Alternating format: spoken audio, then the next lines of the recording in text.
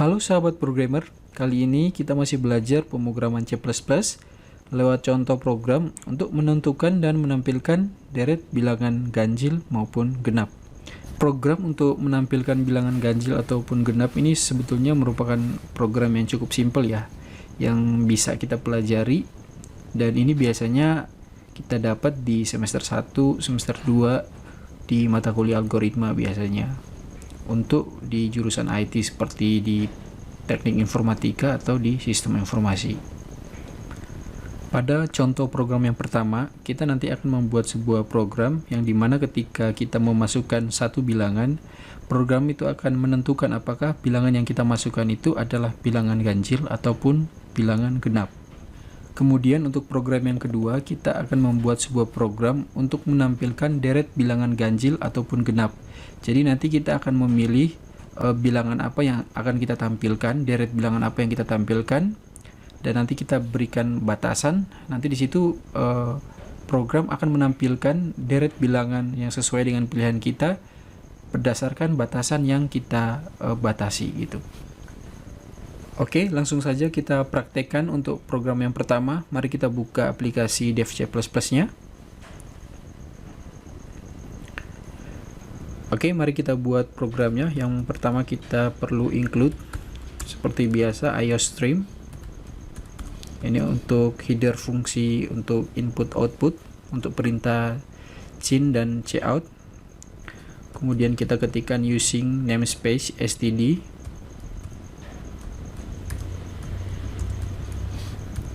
Lalu kemudian kita buat fungsi mainnya.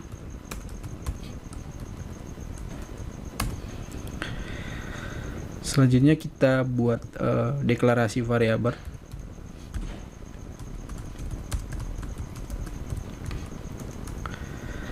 Di sini variabel yang kita perlu deklarasikan adalah variabel katakanlah bil ya, bilangan kita singkatkan sebagai bil dengan tipe integer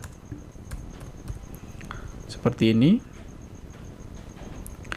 Lalu kemudian langsung saja kita misalnya beri cout, masukkan bilangan seperti ini. Nah, nanti dia akan cin ke variabel bil yang kita deklarasi di atas. Kemudian kita buat endl-nya dulu. Nah, di sini untuk menentukan apakah bilangan yang kita masukkan itu bilangan ganjil dan genap, kita menggunakan percabangan if ya. Jadi untuk menentukan bilangan ganjil genap itu kita menggunakan operator modulus ya teman-teman. Jadi kita tahu operator modulus itu adalah operator sisa pembagian ya. Jadi ketika satu bilangan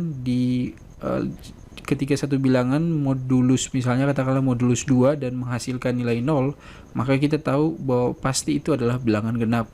Sebaliknya jika dia bukan 0, maka itu pasti bilangan ganjil. Jadi misalnya di sini if bil yang kita masukkan di atas tadi modulus 2 sama dengan 0, maka di sini kita bisa langsung tampilkan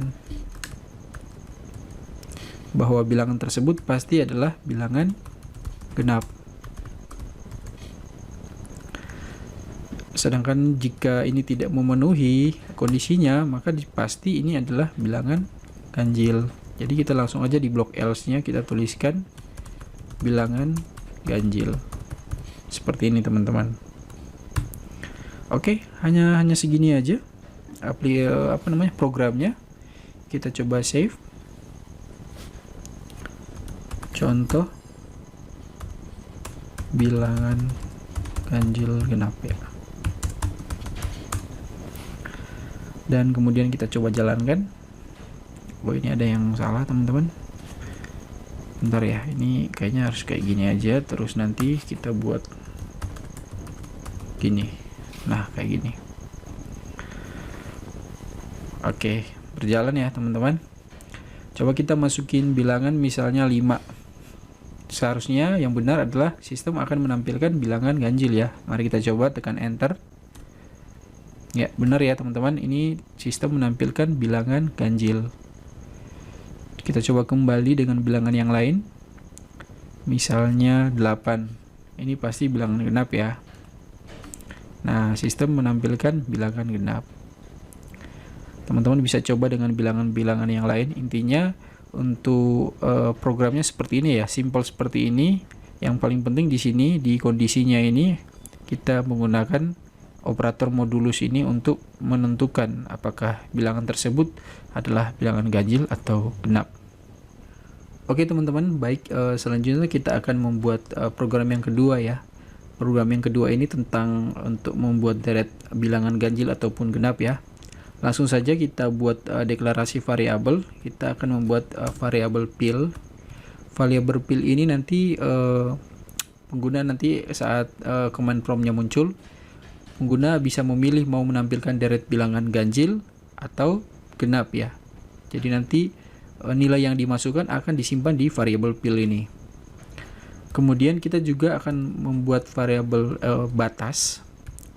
Fungsi variabel batas ini nanti untuk membatasi sampai di mana deret bilangan itu akan ditampilkan. Jadi katakanlah misalnya kita saat dimasukkan nanti, misalnya kita memilih bilangan genap, batasnya hanya sampai 100. Jadi nanti sistem akan menampilkan deret bilangan dari 1 sampai 100 gitu untuk bilangan genap. Jadi mulai 2, 4, 6 dan seterusnya yang tidak akan melebihi dari batas yang kita tentukan yaitu 100. Seperti itu ya teman-teman.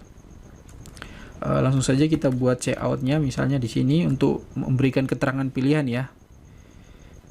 Misalnya sini masukkan pilihan. Masukkan pilihan ya. Seperti ini. Terus kita buat cout lagi. Misalnya pilihan yang pertama atau 1 itu adalah bilangan ganjil ya.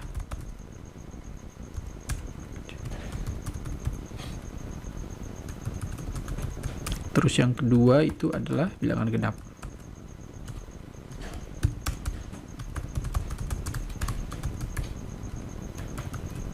Ya, nanti pengguna nanti akan memilih pilihan sesuai dengan keterangan yang kita kasih di sini ya. Selanjutnya kita buat untuk perintah chain untuk memasukkan ke variabel pil ya teman-teman. Jadi nanti pengguna nanti ketika mau masukkan nanti akan disimpan di variabel pil ini. Lalu kemudian kita juga akan meminta untuk pengguna memasukkan batasnya. Masukkan batas seperti ini. Nah, nanti chain ke variabel batas.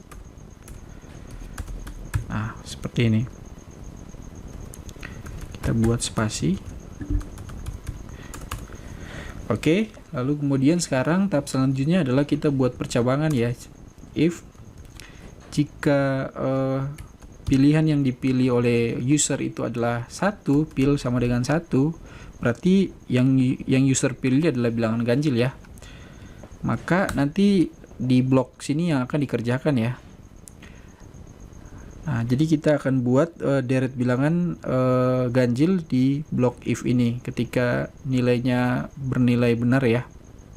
Kondisinya bernilai benar. Oke, kita langsung buat di sini cout deret bilangan ganjil. Seperti ini. Untuk membuat deret bilangan ganjil kita menggunakan perulangan for ya, teman-teman. Jadi di sini kita deklarasi aja int i sama dengan 1, katakan gitu. Kemudian i kurang dari sama dengan batas ya, teman-teman. Jadi nanti perulangan itu akan sampai di batas yang kita tentukan. Jika ini bernilai benar, maka variabel ini dilakukan penambahan atau increment ya.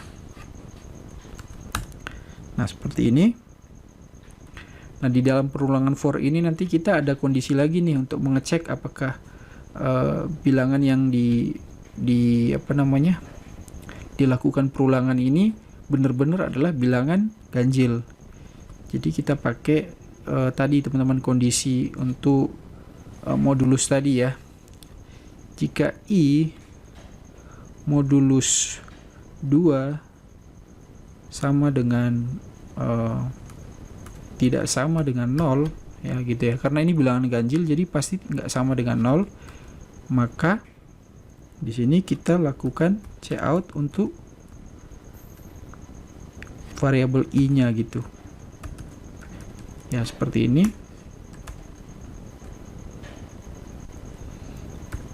Nah kayak gini teman-teman. Udah, jadi saya jelaskan sedikit lagi. Jadi ketika nanti user akan memilih pilihan satu ini kan berarti bilangan ganjil ya teman-teman. Nah nanti akan menampilkan kalimat ini deret bilangan ganjil, kemudian program nanti akan melakukan perulangan nih. Jadi dari angka 1 sampai batas yang kita tentukan. Jadi ketika user masukkan batas, nanti program akan menyesuaikan dengan batas yang dimasukkan ya. Nah, jadi nanti akan dilakukan perulangan, kemudian di dalam perulangan itu ada kondisi nih untuk mengecek nih, jika I yang ada di dalam perulangan ini modulus 2 tidak sama dengan 0, maka nilai I itu yang akan ditampilkan. Seperti itu. Oke, ini kita udah buat untuk deret bilangan ganjil, sekarang kita buat untuk deret bilangan genap ya teman-teman. Kita buat lagi untuk blok else if-nya. Jika pil sama dengan 2, nah seperti ini, maka kita cout deret bilangan genap. Oke, kemudian sama kita buat perulangan for I sama dengan 1, I kurang dari sama dengan batas, I dilakukan increment. Nah, kemudian di sini kita buat kondisinya, jika I modulus 2 sama dengan 0, karena ini bilangan genap ya pasti 0 ya, maka ditampilkanlah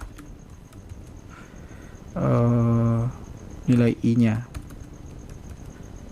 Seperti ini teman-teman.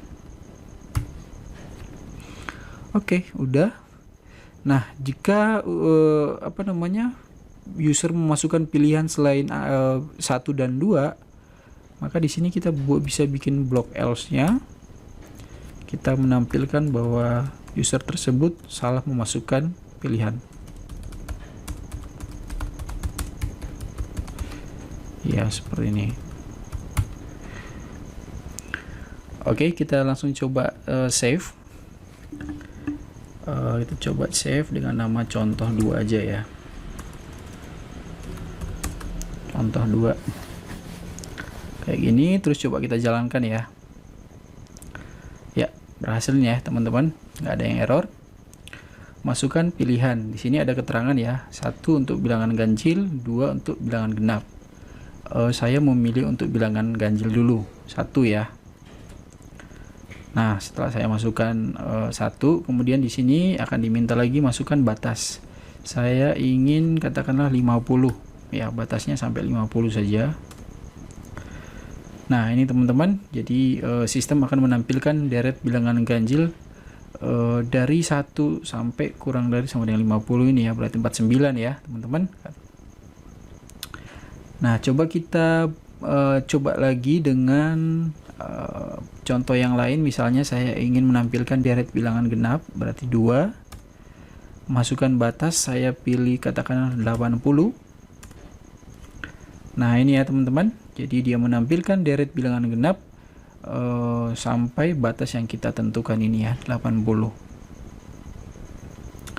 Oke teman-teman, dari 2 contoh ini kurang lebih sangat sederhana. Semoga teman-teman bisa mengerti, memahami apa yang sudah saya jelaskan dari program pertama dan kedua ini.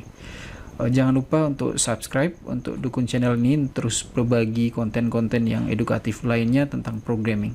Terima kasih, sampai jumpa di kesempatan berikutnya. Salam.